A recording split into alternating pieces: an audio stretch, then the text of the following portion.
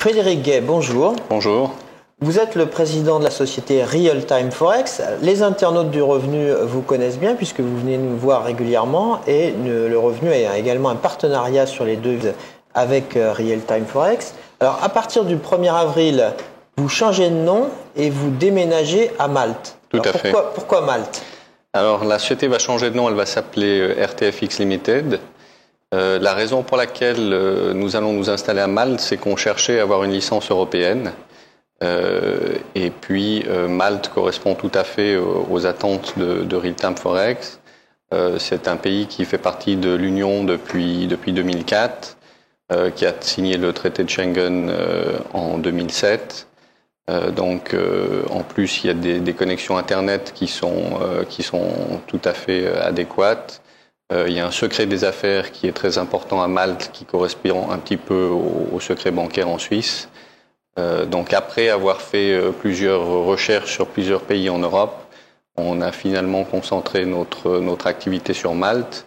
Grâce à cette licence européenne, on aura la possibilité de faire de l'appel à l'épargne de partout en Europe, de continuer à être présent sur tous les salons d'investissement qu'on fait, de continuer à faire des séminaires de formation et très certainement d'ouvrir aussi des bureaux de représentation dans plusieurs pays en Europe.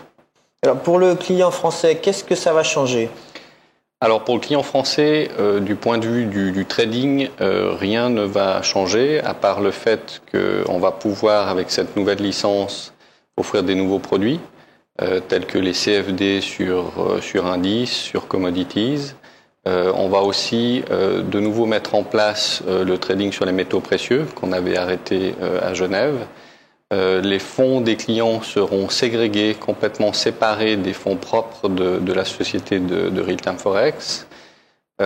Aussi, RTFX Limited, donc le nouveau nom de cette société, des ratios fonds propres contre engagement de la société seront très très stricts et correspondront aux normes européennes. Donc ça rajoute un peu plus de sécurité pour la clientèle. Et aussi encore plus de sécurité.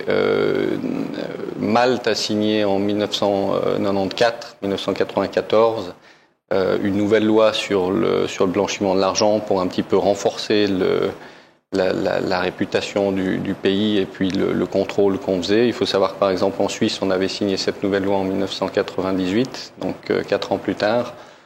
Donc tout ça fait qu'on évolue dans un pays qui est tout à fait aux normes européennes et qui rajoute de la sécurité pour le client privé, tout en offrant à RTFX Limited la possibilité d'offrir des nouveaux produits. Alors, vous améliorez la sécurité des fonds des clients. De toute façon, Real Time Forex, donc futur RTFX Limited, n'investit pas sur ses fonds propres, c'est un simple courtier. Voilà, tout à fait. On ne fait pas du tout de spéculation nous-mêmes sur les marchés. On est plus qu'un courtier. On a une licence qui nous permet d'être market maker, c'est-à-dire que on va coter aux clients des prix et puis après, c'est à Real Time Forex de décider le moment opportun pour couvrir ses positions. Mais il faut aussi savoir qu'en étant en Europe, on va être aussi soumis aux directives MiFID, c'est-à-dire s'assurer de la meilleure exécution possible aux clients, s'assurer d'un maximum de transparence. Donc ça, c'est quelque chose qui nous est cher, c'est quelque chose qu'on a fait depuis une dizaine d'années en Suisse. Mais maintenant, on est heureux de pouvoir rejoindre cet espace européen et de pouvoir être soumis à cette directive MiFID qui, encore une fois, rajoute beaucoup plus de transparence et de sécurité aux clients quant à l'exécution de ces ordres. Alors Frédéric Gay, à chaque fois que vous êtes venu ici, vous nous avez donné d'excellentes prédictions sur l'évolution des devises. Alors l'euro-dollar a connu un mouvement historique puisqu'il est passé de 1,60 jusqu'à pratiquement 1,23.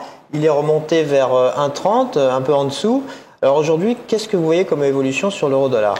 Alors, on a vu pendant les 2-3 derniers mois que le dollar a servi de monnaie refuge, ce qui est assez étonnant parce que c'est vrai que les problèmes venaient bien souvent des États-Unis. On voit qu'ils ont un PIB qui est en forte baisse, le taux de chômage en forte hausse, un déficit budgétaire qui est toujours de plus en plus important. Malgré tout ça, le dollar est resté assez fort. Moi, aujourd'hui, je conseillerais de vendre le dollar sur ces niveaux. On voit qu'on a cassé la barre des 1,28, 1,29 ces derniers jours. Donc, on s'aperçoit qu'on sort de ce range trading qui a été très, très profitable pour notre clientèle. Il faut savoir que les clients retail sont toujours assez à l'aise sur des marchés de range. Alors, attention, parce que je pense qu'on va casser ce range à la hausse. Moi, personnellement, je vois une hausse à 1,33, voire 1,35 dans les prochaines semaines. Il faut savoir aussi que les Chinois sont aussi assez stressés, inquiets par le fait de savoir si les Américains vont pouvoir rembourser les dettes que les Chinois détiennent.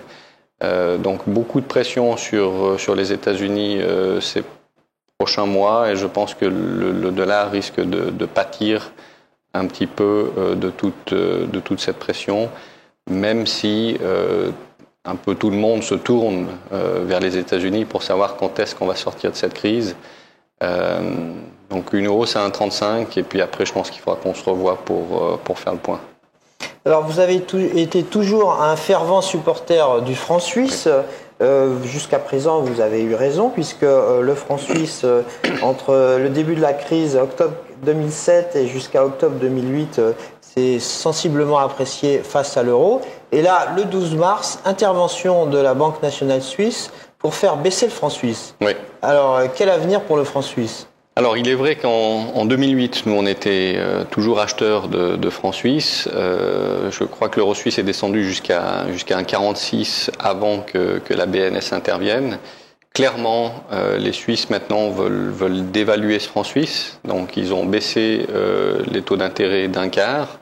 La BNS a aussi annoncé qu'elle interviendrait directement sur le marché des devises. Depuis cette intervention, on a vu l'euro suisse passer de 1,48 à 1,53. Donc moi, je resterai long euro. Je pense qu'on peut facilement monter jusqu'à 1,57, 1,58. Et je conseillerais aussi d'acheter la livre sterling contre le franc suisse. Il faut savoir que la livre sterling est une monnaie qui a énormément pâti ces derniers mois de la crise immobilière, la crise financière. On a vu d'énormes corrections. Donc là, j'achèterai le sterling suisse. Je crois qu'on est sur des niveaux d'1,67,5 pour aller voir les 1,70, donc 1,70, 1,75 dans les prochaines semaines.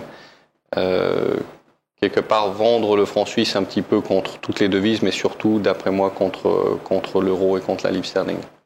Frédéric Gay, merci. Merci.